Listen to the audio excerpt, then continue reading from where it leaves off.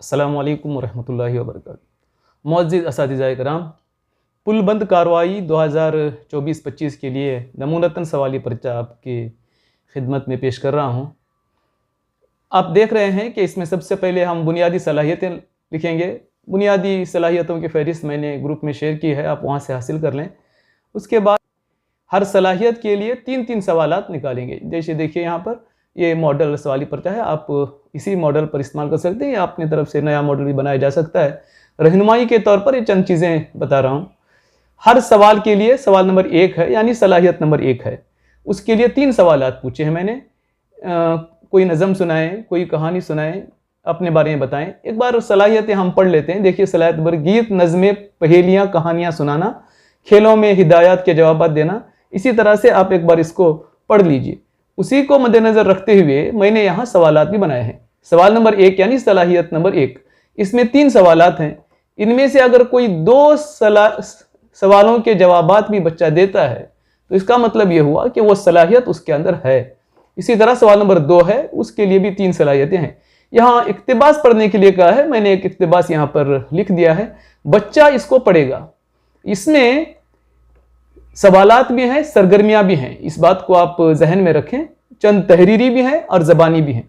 ये देखिए सवाल नंबर 1 के तीनों भी ज़बानी सवालात हैं। हर बच्चे को ये इनफरादी तौर पर सुनेंगे। कोई भी नज़म सुनाएगा, कोई कहानी सुनाएगा, कोई अपने बारे में बताएंगे। तीनों में से अगर 2 कुछ कर सकता है तो उसको आप सही का निशान लगाइए या फिर ए डालिए उसको। इसी तरह से हिदायत पर अमल करना है, ये भी बच्चे कर लेंगे। तो जो करता है उसके सामने सही निशान लगाइए। 3 में से अगर 2 सही करता है तो उसके सामने ए का ग्रेड दे दीजिए। इक्तिबास इसे पढ़ना है। पढ़ने के बाद गलतियां क्यों, ये सवाल दिया गया है, सवाल का जवाब बच्चे को लिखना है। खुद ही सब ये पढ़ेगा और उसका जवाब लिखेगा। इसके बाद उसने जो कुछ भी इसके बारे में समझा है उसको बयान करेगा, यानी ज़बानी तौर पर बताएगा कि इस इक्तिबास को पढ़ने के बाद वो क्या समझा। इसी तरह सवाल नंबर 4 है, कहानी पढ़ना है। कहानी यहाँ पर दी गई है। ये कहानी बच्चे को इनफरादी तौर पर पढ़ाइए। पढ़ने के बाद में बच्चा उसका उन्वान लिखेगा। देखिए ये तहरीरी और ज़बानी एक ही साथ चलता रहता है। बच्चा ये पढ़ रहा होता है, आप एक एक बच्चे को बुला के पढ़ा के रहते हैं, तब तक बच्चे ये पढ़ रहे होते हैं अपने तौर से और इनके जवाबात भी लिख रहे होते हैं। इसी तरह इश्तिहारात दिए गए हैं, बच्चा वहाँ बैठ के पढ़ लेता है, बाद में आप उसको पढ़ने के लिए कहते हैं। इसके पढ़ने के बाद में जो इसके इन इश्तिहारात को पढ़ना है उसे आगे, फिर उस सिलसिले में सवालात आएंगे। सवाल नंबर 5 है, अपने दोस्त का इंटरव्यू लीजिए। बच्चों को बिठाइए और इंटरव्यू लेने के लिए कहिए। पहले से उनको सवालात दीजिए कि इंटरव्यू किस तरह से ली जाती है, समझाइए बच्चों को। उसी तरह उस्ताद का भी इंटरव्यू लेंगे और अपने ख़ानदान के बारे में बताएंगे। सवाल नंबर 7 की कहानी के बारे में जानने के लिए 2 सवालात देखें। यहाँ पर जो कहानी दी गई है, इस कहानी को मद्देनज़र रखते हुए इसके ताल्लुक से मज़ीद जानने के लिए कोई सवाल यहाँ पर पूछना है। हम जवाबी पर्चे में देखेंगे कि किस तरह के सवालात पूछे जा सकते हैं। इसी तरह कहानी का खुलासा बयान करना है। कहानी पढ़ने के बाद में आपको बताना है कि उस कहानी में क्या है, बच्चा खुद बताएगा। इसी तरह इश्तिहारात भी अपने अल्फाज में वजाहत करेंगे। बच्चे बताएंगे कि उस इश्तिहार में क्या लिखा हुआ है, उससे क्या फ़ायदा होता है वगैरह। चंद सवालात मैंने जवाबी पर्चे में भी लिखे हैं, बताएंगे। इसी तरह एक और मतन दिया गया है सवाल नंबर 7 में, बच्चा पढ़ेगा। पढ़ने के बाद में इसको अपने अल्फाज में लिखेंगे। यहाँ पर देखेंगे ज़रा मुकफ़ा ज़बान इस्तेमाल की गई है। हम चलें बाग में, रंग बिरंगे फूल देखें, सुर्ख गुलाब और पीले पुदीना सूंघे, इस तरह से दिया गया है। पढ़ने के बाद बच्चा अपने अल्फाज में उसको बयान करेगा। अपने अल्फाज में यहाँ पर बच्चा लिखेगा। आपका सुना हुआ या देखा हुआ कोई वाक़या लिखें। बच्चा बहुत सारे वाक़यात सुना हुआ होता है, उसमें से अपनी ज़बान में वो लिखेगा। स्कूल के बारे में एक 5 जुमले यहाँ पर वो लिखेगा। अपनी पसंद की डिश के बारे में 5 जुमले लिखेगा। उस्ताद हिदायत करेंगे और उसके मुताबिक इमला लिखाएंगे। आपको बताना है, चंद अल्फाज या जुमले डिक्टेट करना है, उसके हिसाब से बच्चे उसको लिखेंगे। सवाल नंबर 9 है, अमन की अहमियत, इस मौजू पर तकरीर करें। बच्चे को मुख्तलिफ अनावीन दिए जा सकते हैं। 1-2 दिन पहले बच्चे को अनावीन दीजिए, बच्चा उसमें तैयारी करके आएगा। स्कूल में एक छोटा सा प्रोग्राम बनाइए और उस प्रोग्राम में बच्चे को तकरीर करने के लिए कहिए। जब बच्चे तकरीर करेंगे तो किस तरह से कर रहे हैं, उस हिसाब से उसको आप सही या गलत है क्या है मार्क्स दीजिए। भारत में इस साल हुए इंतखाबात के बारे में आप क्या जानते हैं? इंतखाबात अभी अभी ख़त्म हुए हैं और बच्चे जानते हैं कि उसमें क्या हुआ, किस तरह से इंतखाबात होते हैं, उनके घर में इंतखाबात के सिलसिले में क्या तैयारियां की गई, लोगों ने वोट डाला या नहीं डाला, इस सब तरह के सवालात बच्चा अपने जो अक्ल है उस हिसाब से करे। जंगल की अहमियत के बारे में भी ज़बानी चंद बताइए, ज़बानी या तहरीरी भी आप हो सकता है, मैंने जगह छोड़ी है तो यहाँ आप तहरीरी कर लीजिए उसको। आपकी पढ़ी या सुनी हुई कोई कहानी लिखिए, कोई भी कहानी यहाँ होगी तो वो कहानी यहाँ पर बच्चा लिखेगा, पिछले साल जो पढ़ी हुई है। अपने गाँव के बारे में लिखेगा, छुट्टियाँ किस तरह से लिखी इसके बारे में रुदाद लिखेगा। आप देखिए मजमून किस तरह से लिखा जाता है, बच्चे को पहले बता देना चाहिए। मैंने जवाबी पर्चे में मॉडल दिया है मजमून का, और रुदाद किस तरह से लिखी जाती है, बच्चे को इसका आइडिया होना चाहिए कि रुदाद और मजमून में क्या फ़र्क होता है। तो हमें भी उसका आइडिया होना चाहिए, 2-4 मज़ामीन या रुदादें हमें मुख्तलिफ तरीके से हासिल करके देख लें और बच्चों को समझाएं किस तरह लिखी जा सकती है, तो वह बच्चा इस तरह से यहाँ पर लिखेगा। तो ये सवाली पर्चा हुआ, उसी के मुताबिक मैंने यहाँ जवाबी पर्चा भी बनाया है। ये भी मॉडल है, मैं गुजारिश करूँगा कि इसी को झरक्स करके आप इस्तेमाल न करें, अपने तौर से बनाएं। ये मॉडल के तौर पर, नमूने के तौर पर इसको इस्तेमाल करें। तलबा कोई नज़म सुनाएंगे, कहानी सुनाएंगे, अपने बारे में बताएंगे। इस सवाल नंबर 2 के लिए आप मैदान में ले जाइए बच्चों को और हिदायत दीजिए, मुख्तलिफ हिदायत, ज़रूरी नहीं कि यही हिदायत दें, मुख्तलिफ हिदायत बच्चों को दीजिए। उन हिदायत के मुताबिक बच्चा अमल करता है नहीं करता है देखना है, यानी बच्चा सुनकर समझता है नहीं समझता है, ये हमें मालूम होना है।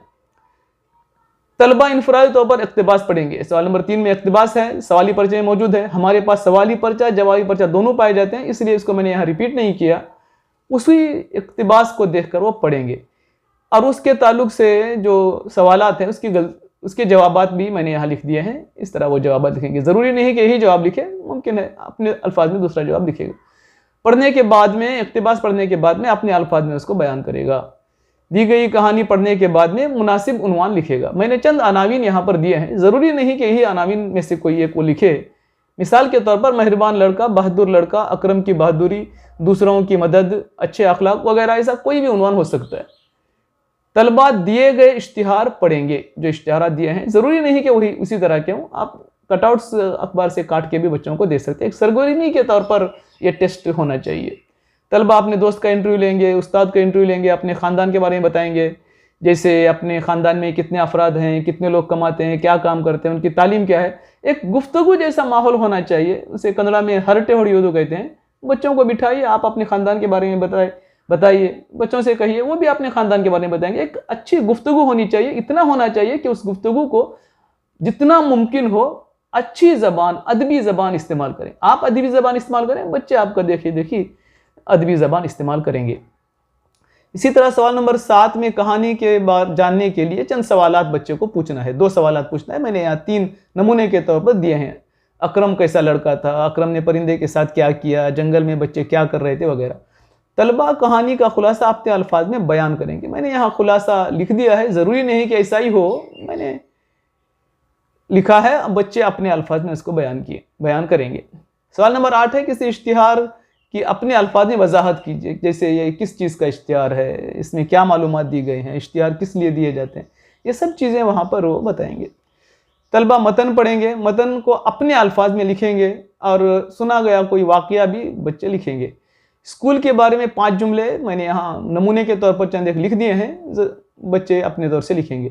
अपनी डिश के बारे में, पसंदीदा डिश के बारे में लिखेंगे, नमूने के तौर पर मैंने दिए हैं। इसी तरह दिए गए मौजू पर तकरीर करनी है, एक तकरीर मैंने नमूने के तौर पर यहाँ दी है, लाजमी नहीं कि ऐसी ही हो। और उसी तरह से भारत में जो इंतखाबात हुए हैं उसके सिलसिले में एक रिपोर्ट, एक ख़बर को मैंने यहाँ पर दिया हुआ है, एक नमूने के तौर पर यह भी दिया गया है। जंगल की अहमियत के बारे में बच्चों को बताना है, मैंने उसके जंगल की अहमियत पर यहाँ एक मजमून दिया है, आप उसको देख लीजिए ताकि बच्चों को बताने में आसानी हो। कोई कहानी बच्चा सुनाना है, मैंने एक कहानी यहाँ पर लिखी हुई है नमूने के तौर पर। इसी तरह छुट्टियों की जो सैर है, की रुदाद है, रुदाद इस तरह से लिखी जाती है, उसके नमूने के लिए मैंने एक रुदाद भी यहाँ पर दी है। तो ये चीज़ें थी प्री टेस्ट के सिलसिले में। उसी तरह से पोस्ट टेस्ट भी है, पोस्ट टेस्ट के भी यहाँ पर पूरे सवालात दिए गए हैं और उस सवाली पर्चे के बाद में यहाँ जवाबी पर्चा भी आखिर में दिया गया है। तो ये प्री टेस्ट और पोस्ट टेस्ट का सवाली पर्चा और जवाबी पर्चा था। आप इसको देखें, इसको समझें, 2-3 बार पढ़ें। इसमें कुछ खामी हो तो मुझे कमेंट करके बताएं। और इसकी PDF हासिल करने के लिए मैंने इसको ग्रुप में भी शेयर इसको कर दूंगा, और उसकी लिंक भी इंशाल्लाह मैं इस YouTube के साथ, वीडियो के साथ उसके डिस्क्रिप्शन बॉक्स में भी डाल दूंगा। आप उसको देखें, सुने, कमेंट करें, और मज़ीद इस तरह की वीडियोस के लिए हमारे चैनल को भी सब्सक्राइब करें। अस्सलामु अलैकुम वरहमतुल्लाहि वबरकातुहू।